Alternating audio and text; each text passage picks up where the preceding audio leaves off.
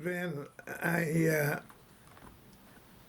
decided that I was going to join the American Army. For what had happened, they were looking for men for them on ships, the lease and land. And I said, no way am I going into the Navy, and I volunteered. And I joined up in Belfast in 1944. And there was a guy from the Donegal Road called Armstrong. He was the same as me. And there was 4 guys came up from Dublin. They joined up too. And the 6 of us was sent over to England to do training. Now, we only got a 6-week refresher course, you know, learning rifles and drill and one thing and all, and learned all the weapons and all. And it took, well, it was 6 weeks, and then they shipped us all into France. So what had happened was they had us on a truck. It was at night, and they stopped somewhere and they called out a lot of names, and the guys jumped out.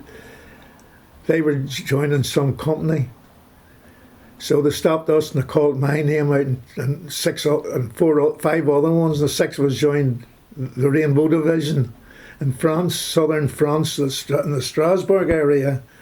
They were looking for reinplacement, so we got joined into them, and then we were in foxholes. I was put in the foxhole right away, just in a hole, and you had to sleep one at a time and listen. And one night we were put out on OP. You were out on your own, 2 of you, and you're on the telephone with headquarters. And it was in the wooded area, and there was a few explosions went off. We had planted mines in front of us, and the rabbits and all had let them off. But we were scared all night till the dawn came, and then they relieved us and went back in. And we were in foxholes for about a month, well, 3 weeks anyway. And our food was K rations. You had to heat them up. So there was a small box of highly waxed box with biscuits and meat and everything, and you can think cigarettes, toilet paper, and everything in them. And you lit the wax and heated up your coffee. And that was how we lived for a while. Then the big push started to crack the Siegfried line, so we went through the Siegfried line, which was very easy. We were surprised, very little firing in it, and it was deserted nearly when we went into it. And we went through the Siegfried line, and then we went into Germany.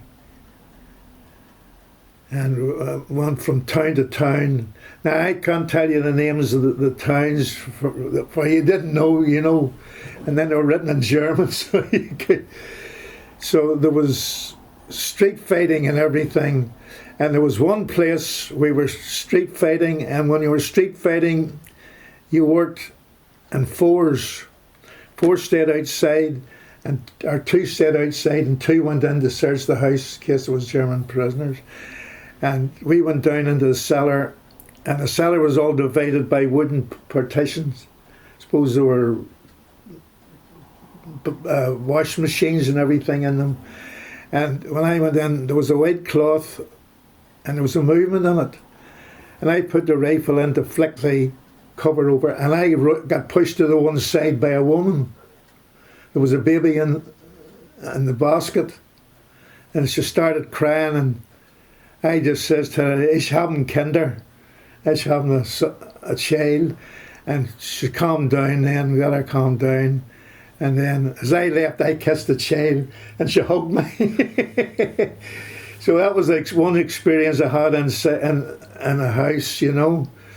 So then we went from town to town, and we. There was one night coming up towards the end of the war. It was in May, And the Germans was coming in droves, surrendering. They were coming from the Russian front, and we weren't bothering with them, you know. We just let them go through to the rear end, and then they were put into camps. And on the 28th, we bedded down for the night. There was no shooting that day. We bedded down in the open. And about midnight, there was 4 explosions. There was mortars threw in on us, and there was three of our squad. There was 3 of our company got badly wounded. Our squad leader got hit. The radio man got hit, and the CO got hit, all wounded. Then we came across a death train, what we called a death train, outside a camp, and blood was actually running out of some of the carriages, and we not us, but the company commander discovered one alive in it, so he was pulled out, and then went on, and then we came to the concentration camp, Dachau, and we were the first. Our squad was the first 12 in it, for we were out in point that day, and we hit it first, and the smell of it was terrible. It was like a pigsty, just, you know. And the crowd then wandered out, and the guy was acting CO. He told us to keep them in, and we had a fire over their heads to calm them down. And after about 2 or 3 hours, the place really calmed down, and we went inside the camp then, and we were taken round to the crematorium where they were born, and they were still burning them. The word had come round to that area that the war was over, guarding them, the war was over, and they were still burning them, so we had to stop them.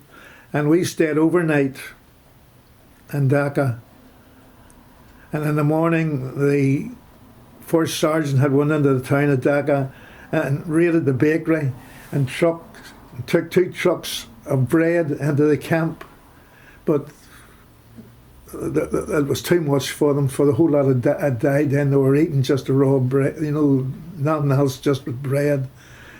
And then we were shifted, we were put on 2 tanks and taken into Munich, where the rest of the battalion was. And about 4 days later, 8 days later, the war ended. We were just on the Austrian-German border, and then we moved into Austria after the war was over. We moved into Austria for occupation, and it was a glorious posting. So it was brilliant. What had happened when you went into a town, you put half the people out of one row of houses into another, and we took over the other half. And we were in a small town called Helene, which was the salt mines, and we were there for about a month. And one morning the CO called me at breakfast, and he says, take your squad and go over to the salt mine, and there'll be an officer there, and he'll tell you what to do. So we went over, and the officer was there with about half a dozen MPs, and there was about 8 or 10 German prisoners.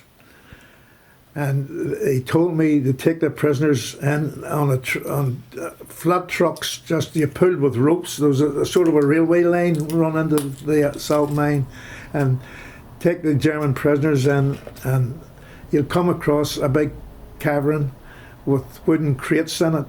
And he says, we only had 4 trucks, and he says, put a crate on each truck and bring it down. So we went in and put 4 crates on, brought them down. Took us nearly all morning to do it. And they put the crates up on a truck, and the German prisoners and the MPs and him took off. And he says, come back again at, I think it was 2 o'clock, we'll come back. And we had another trip.